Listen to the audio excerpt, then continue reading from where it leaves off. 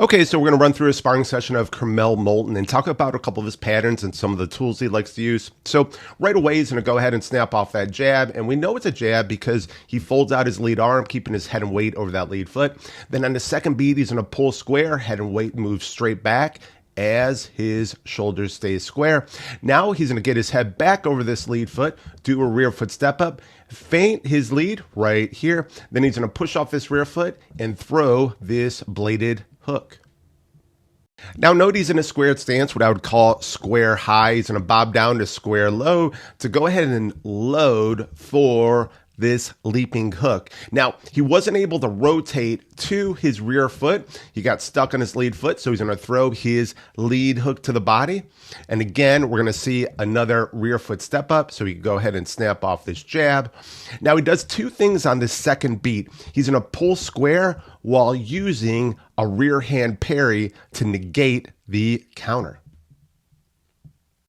All right, Moton is in a bladed stance, what I would call bladed high. His opponent's going to jab, and so I love this pattern. He's going to move in 45. His head and weight's going to move over that lead foot at a 45-degree angle, but how he does it is brilliant. He could step this lead leg up and out to his left, allow his head to follow, but instead, he's going to kick this rear foot back, which is going to rotate his shoulders, putting his head over that lead foot. Then on the second beat, he's going to throw his lead hook to the head.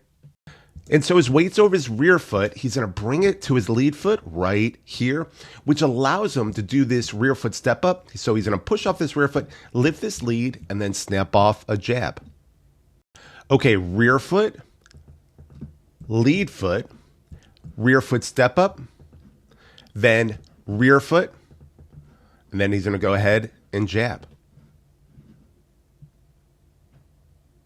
Same idea is going to get to this lead foot right here. He's going to do a rear foot step up and then push off that rear foot, stamping off his jab. Then right here, he's on his lead foot. He's going to bring his weight to his rear foot. And this movement is special. He's going to spring off this rear foot back to his lead foot. And then he's going to go ahead and snap off the jab to the body and then follow up with a hook to the head. And this is sharp. Two things. First, he's going to feint. Then he's going to go ahead and double it up. Now, watch the rest of this sequence. I'm going to let it run. He only uses his left. Just brilliant. Now, I love this. He's going to move in, which means he's currently in bladed high into squared high. Then he's going to go ahead and bob down, which means he's in squared low. Then he's going to pull back to square high. And I'm sure you all heard of the T position. That's what Moton moves into. He is the horizontal line and his opponent is the vertical line. You do not want to be the vertical line. All right, Moton's head's over his lead foot. He's going to pull square, which just means his weight and head go straight back while his shoulders stay square. Then he's going to do a waist bend to his open side.